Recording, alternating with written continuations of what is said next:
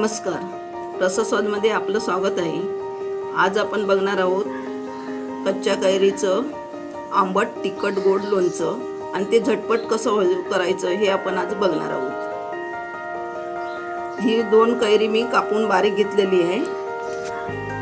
चवीपुरतं मीठ आहे, ही मिरची पावडर आहे, थोडंसं मी गूळ चवीसाठी घेतलेलं आहे, 8-9 लसणीच्या पाकळ्या आहेत, राई घेतली आहे 2 मोठे चमचे आणि हिंग आपल्याला लागणार आहे। छोटे 2 चमचे आपण पहिल्यांदा मीठ घालणार आहोत।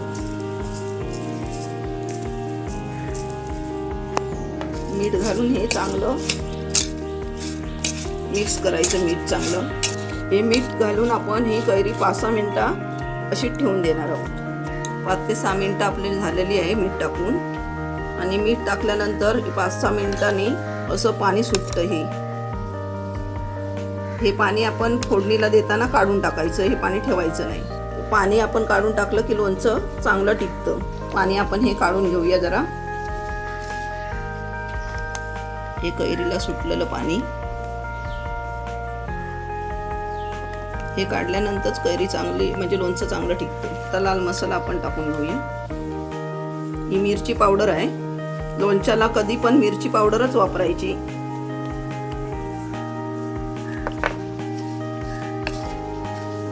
आता ती बाजारात कैरी भरपूर यायला लागली आहे आणि गरमी आता गरमीला पण सुरुवात झाली आहे।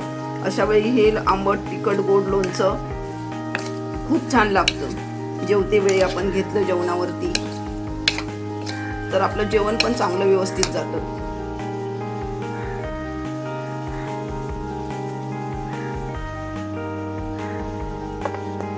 आता हे सगळं आपल्याला फोडणीला द्यायचं आहे।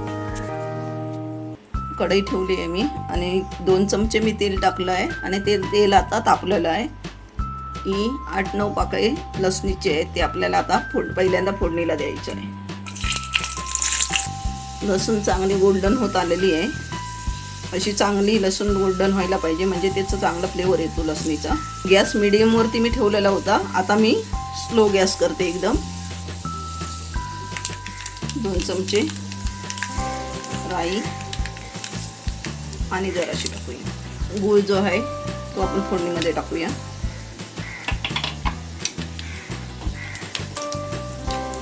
आणि हे चांगलं असं परतूया। हिंग घालूया आपण। हिंग चांगला घालायचा, तर हिंगाचा फ्लेवर चांगला असतो लोणच्याला।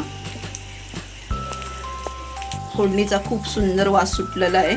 आता आपल्याला लास्ट सगळ्यात कैरी टाकायची आहे।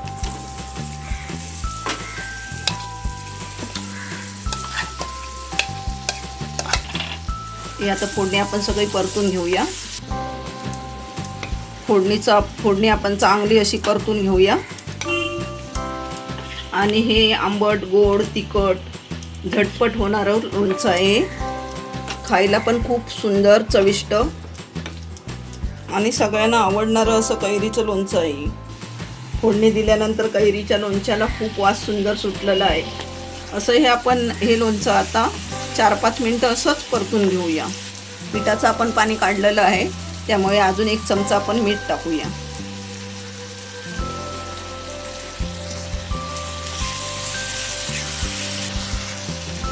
ह्यामध्ये मी गूळ वापरलेला आहे।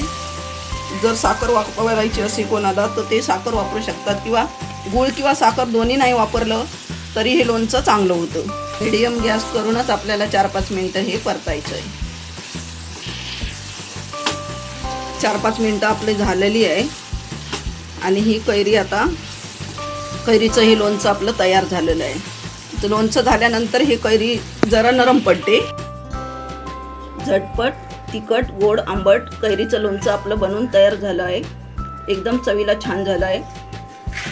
कैरी आता बाजारात खूप यायला लागली आहे। माझी एक रिक्वेस्ट आहे की हे लोणचं तुम्ही असं करून बघा आणि मला सांगायला विसरू नका। हा व्हिडिओ आवडला असला तर लाईक करा आणि रसस्वादला सबस्क्राईब करा। धन्यवाद।